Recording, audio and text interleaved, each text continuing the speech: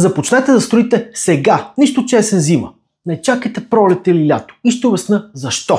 Първо, какви ще са цените до година, никой не знае. Все пак влизаме в еврозоната.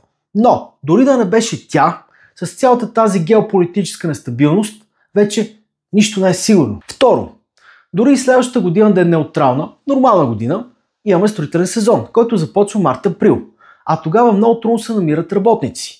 И дори да сте се разбрали с някого, има голяма вероятност нещата просто да не станат. И какво следва? Започвате да събирате оферти на пожар. А отсреща строителите ще ви дават високи цени, защото виждат, че сте на зор. И докато намерите правилния човек, вече ще е станал август-септември. Чакайте, септември.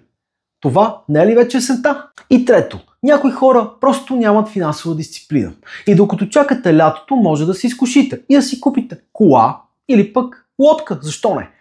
Или просто с гаджето да решите да скачате по островите, защото видите ли почивката и сторито са по-важни от всичко останало. Ако имате зелени гущери и документално всичко е наред, започнете да строите сега. Да, зима нещата стават малко по-бавно, денят е по-къс, има дъждове, снегове, но все пак аз не виждам проблем. Особено за нормалните надморски височини. За 6-700 говоря, не за 1000 и нагоре.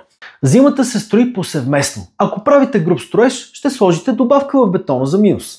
Ако пък работите вътрешни СМР-та, ще пуснете отоплителни тела. Калорифери, например. Но дългосрочно вие ще сте на плюс. Не само ще сте спестили средства, но и ще сте спечели цяла една година повече живот в своя нов дом мечта. А времето не е ли най-ценният ресурс? Кога е най-доброто време да направите първата копка? Знаете ли? Вчера.